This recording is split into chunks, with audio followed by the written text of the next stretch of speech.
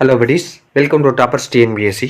இந்த வீடியோவில் நம்ம கல்வி பற்றிய ஒரு திருக்குறள் அதிகாரம் தான் பார்க்க போகிறோம். இது 3வது அதிகாரம். இன்னும் 22 அதிகாரங்கள் தான் இருக்குது. இதை முடிச்சிட்டா வாங்க இந்த வீடியோக்குள்ளே போய் பார்க்கலாம். முதல்ல எடுத்த உடனே கற்க கசடர கற்பவை கற்றபின் நிற்க அதற்கு தக. இது என்ன அப்படின்னா, இது அனைவருக்கும் தெரிஞ்ச குறள் தான். நூல்களை குற்றமாறா கற்க வேண்டும், கற்றபின் கற்றபடி நடக்க வேண்டும், அதற்கு இதுதான் பொருள். அடுத்ததா சொற்பொருள் அப்படிங்கிறதுல கற்பவை அப்படின்னா கற்றுக்கொள்ளும் நூல்களை, கசடு அற என்றால் குற்றமில்லாமல், கற்றபின் என்றால் படித்த பின். அடுத்தது எண்ணென்ப யானை எழுத்தென்ப இவ்விரண்டும் கண்ணென்ப வாழும் உயிருக்கு. இதனுடைய பொருள் என்ன அப்படின்னா, எண்ணும் எழுத்தும் ஆகிய இரண்டும் மனிதர்களுக்கு இரு கண்கள் என்று கூறுவர். அதுதான் அங்கே கொடுத்துருக்காங்க. அடுத்து எண் என்ப என்றால் கணக்கு நூல்கள், கண் என்ப என்றால் 2 கண்கள். எண் அப்படின்னா முதல்நிலை தொழில் பெயர், இது இலக்கண குறிப்பு, இதை பார்த்து வச்சுக்கோங்க. அடுத்து கண்ணுடையார் என்பவர் கற்றோர் முகத்திரண்டு புண்ணுடையார் கல்லாதவர் அப்படின்னு சொல்லி கொடுத்துருக்காங்க. கல்வி கற்றவர் கண்ணுடையார், கல்லாதவர் முகத்தில் 2 புண்ணுடையார் ஆவர். இதற்கு எக்ஸாம்பிளே தேவையில்லை. ஏன்னா இப்போ எடுக்கிற படம் எல்லாமே மூவிஸ்லாம் படிப்பு சம்மந்தமாக தான் வருது. அது மட்டும் இல்லாமல் மீம்ஸே பார்த்தீங்கன்னா கூறும் படிடா பரமா அப்படின்னு சொல்லி கூறும் கொடுத்துருக்காங்க. அதனால் இதெல்லாம் ஈஸியாக தான் ஞாபகம் வச்சுருப்பீங்க. அடுத்து உவப்ப தலைக்கூடி உள்ள பிரிதல் அனைத்தே புலவர் தொழில். உவப்ப தலைக்கூடி உள்ள பிரிதல் அனைத்தே புலவர் தொழில். பொருள்: அறிவில் சிறந்த புலவர்களுடன் பேசி பழகும்போது மகிழ்ச்சியாக இருப்பதும், அவர்களை விட்டு பிரியும் போது இனி இவரை எப்பொழுது காண்போம் என எண்ணி பிரிவதும் புலவர்களின் இயல்பாகும். இது புலவர்களுக்கு மட்டும் கிடையாது, ஒரு மனிதர்களுக்கு கூட இது பொருந்தும். அதாவது கியூரியாசிட்டி இருக்கணும். கியூரியாசிட்டினா ஆர்வம் இருக்கணும். அடுத்து உடையார் முன் இல்லார் போல் ஏக்கச்சும் கற்றார் கடையாரே கல்லாதவர். இதற்கு என்ன பொருள் அப்படின்னா, செல்வர் முன் ஏழை இறைந்து நிற்பது போல கற்றவர் முன் பணிந்து கற்பவரே உயர்ந்தவர், பணிந்து கல்லாதவர் தாழ்ந்தவர். இது தெரிஞ்சால் போதுமானது.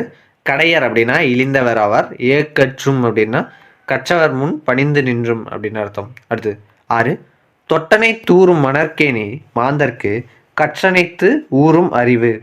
பொருள் என்ன அப்படின்னு பார்த்தோம்னா, மணற்பாங்கான இடத்தில் தோண்ட தோண்ட நீர் சுரக்கும், அதுபோல மக்கள் நூல்களை கற்க கற்க அவர்களது அறிவு வளரும். நீங்கள் ஒரே நூலை படிக்கிறது முக்கியம் கிடையாது, பல நூல்களை படித்து அதோட பொருள் அர்த்தம் தெரிஞ்சாவே நீங்கள் அதை எப்படி யூஸ் பண்ணணும் அப்படிங்கிறத நீங்கள் வாழ்க்கையில் கற்றுப்பீங்க.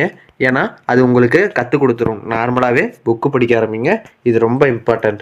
கதை புக்கு படித்தா கூறும், அதுவுமே இம்பார்ட்டன்ட் தான். ஏன்னா கதையில் வர ஏதோ ஒரு விஷயம் உங்களுடைய வாழ்வில் நடக்கும், அப்போ அதை பொருத்தி பார்த்துக்குங்க.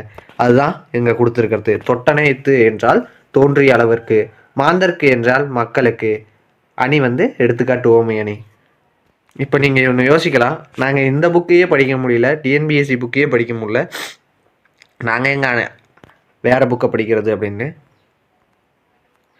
புக்கு படிக்கிறத விட கேளுங்க, கேட்டாலும் அது நன்மைக்கு தான், படிப்பதும் நன்மைக்கு தான். அதனால் படித்தால் உங்களுக்கு வாக்கியங்கள் நிறைய சொற்கள் தெரிய ஆரம்பிக்கும், அதோட பொருள்களும் தெரியாமல் அதை தேடி படிக்க ஆரம்பிப்பீங்க. அடுத்தது யாதானும் நாடாமல் ஊறாமல் என்னொருவன் சாந்துணையும் கல்லாதவாறு. பொருள் கற்றவனுக்கு எந்த நாடும் தன்னாடாகும், எந்த ஊரும் தன்னூராகும். இதனை அறிந்து சிலர் சாகும் வரை கற்காமல் இருப்பது ஏன் அப்படின்னு சொல்லி கொடுத்துருக்காங்க. இதற்கு சரியான பொருள் இதுதான். கணியன் பூங்குன்றனார் இருக்கும், யாதும் ஊரே யாவரும் கேளீர் அப்படின்னு சொல்லியிருப்பாங்க. அடுத்தது இதில் சாந்துணையும் என்றால் இறக்கும் வரையிலும், இது தெரிந்தால் போதும். ஊராம் என்றால் எந்த ஊரும். அடுத்து ஒருமைக்கண் தான் கற்ற கல்வி ஒருவருக்கு எளிமையும் ஏமா புடைத்து. இதற்கு என்ன பொருள் அப்படின்னா, ஒரு பிறப்பில் தான் கற்றுக்கொள்ளும் நல்லறிவு இனி வரும் 7 பிறவிகளுக்கும் பாதுகாப்பை தரும் அப்படின்னு சொல்லி இது கொடுத்துருக்காங்க.